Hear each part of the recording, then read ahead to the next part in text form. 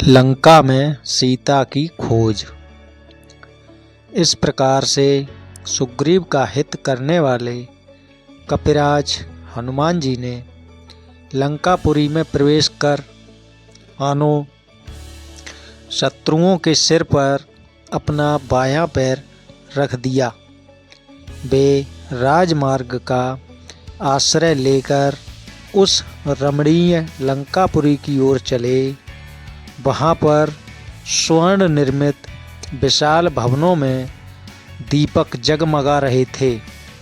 कहीं नृत्य हो रहा था और कहीं सुरा पीकर मस्त हुए राक्षस अनर्गल प्रलाप कर रहे थे। हनुमान जी ने देखा कि बहुत से राक्षस मंत्रों का जाप करते हुए स्वाध्याय में तत्पर थे। कोई जटा बढ़ाए तो कोई मूड़ मुड़ाए। रावण के अनेक गुप्तचर भी उन्हें दृष्टिगत हुए।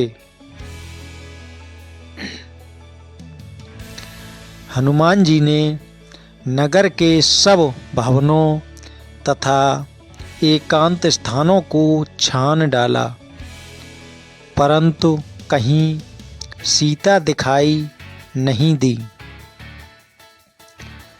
अंत में उन्होंने सब ओर से निराश होकर रावण के उस राजप्रसाद में प्रवेश किया जिसमें लंका के मंत्री, सचिव एवं प्रमुख सभासद निवास करते थे। उन सब का भली भांति निरीक्षण करने के पश्चात वे रावण के अत्यंत प्रिय बृहत्शाला की ओर चले। वहाँ की सीढ़ियाँ रत्न जटित थीं। स्वर्ण निर्मित वातायन में दीपों के प्रकाश से जगमगा रही थीं। स्थान स्थान पर हाथी दांत का काम किया हुआ था। छतें और स्तंभ मणियों तथा रत्नों से जड़े हुए थे। इंद्र के भवन से भी अधिक सुसज्जित इस भव्यशाला को देखकर हनुमान चकित रह गए। उन्होंने एक ओर स्फटिक के सुंदर पलंग पर रावण को हुए मदिरा के मद में पड़े देखा, जो कि अनिद्य सुंदरियों से घिरे हुए था।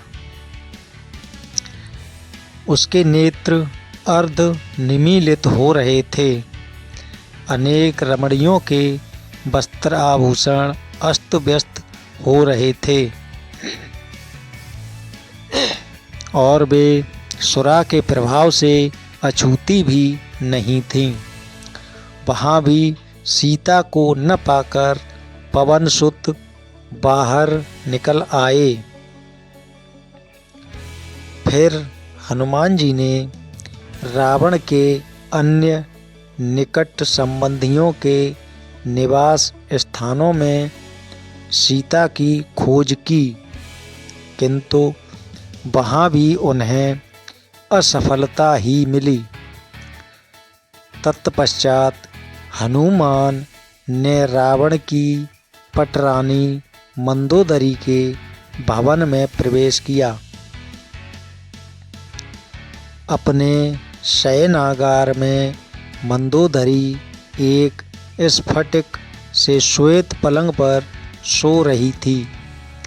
उसके शैया के चारों ओर रंग बिरंगी सुवासित पुष्पमालाएं झूल रही थीं। उसके अद्भुत रूप, लावण्य, सौंदर्य एवं यौवन को देखकर हनुमान के मन में विचार आया, संभवतः यहीं जनक नंदिनी सीता हैं। परंतु उसी क्षण उनके मन में एक और विचार आया कि ये सीता नहीं हो सकती, क्योंकि रामचंद्र जी के वियोग में पतिव्रता सीता न तो सो सकती हैं और न इस प्रकार आभूषण आदि पहनकर श्रृंगार ही कर सकती हैं। अतएव यह स्त्री अनुपम लावण्यमयी होते हुए भी सीता कदापि नहीं है। यह सोचकर वे उदास हो गए और मंदोदरी के कक्ष से बाहर निकल आए। अकस्मात वे सोचने लगे कि आज मैंने पराई स्त्रियों को अस्त व्यस्त वेश में सोते हुए देखकर भारी पाप किया है। वे इस पर पश्चाताप करने लगे। फिर यह विचार कर उन्होंने अपने मन को शांति दी कि उन्हें देखकर मेरे मन में कोई विकार उत्पन्न नहीं हुआ, इसलिए यह पाप नहीं है। और फिर जिस उद्देश्य के लिए मुझे भेजा गया है उसकी पूर्ति के लिए मुझे अनिवार्य रूप से स्त्रियों का अवलोकन करना पड़ेगा। इसके बिना मैं अपना कार्य कैसे पूरा कर सकूँगा। फिर वे सोचने लगे, मुझे सीता जी कहीं नहीं मिली, रावण ने उन्हें मार तो नहीं डाला। यदि ऐसा है तो मेरा सारा परिश्रम व्यर्थ गया। नहीं, मुझे यह नहीं सोचना चाहिए। जब तक मैं लंका का कोना कोना न छान मारूं, तब तक मुझे निराश नहीं होना चाहिए। यह सोचकर अब उन्होंने ऐसे ऐसे स्थानों की खोज आरंभ की जहां तनिक भी असावधानी उन्हें यमलोक तक पहुंचा सकती थी। उन स्थानों में उन्होंने रावण द्वारा हरी गई अनुपम सुंदर नाग कन्याओं एवं किन्नरियों को भी देखा, परंतु सीता कहीं नहीं मिली।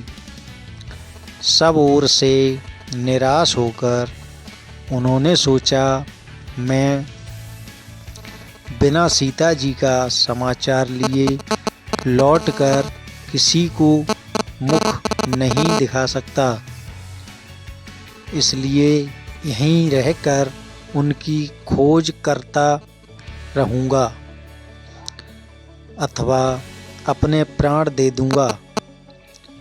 यह सोचकर भी उन्होंने सीता को खोजने का कार्य बंद नहीं किया। दोस्तों, यहीं पर हमारी कहानी समाप्त होती है। अच्छी अच्छी कहानियों को देखने और सुनने के लिए हमारे चैनल के शाक्या स्टोरी को देखें और सब्सक्राइब करें। वीडियो अगर पसंद आया हो दोस्तों को शेयर करना ना भूलें। धन्यवाद।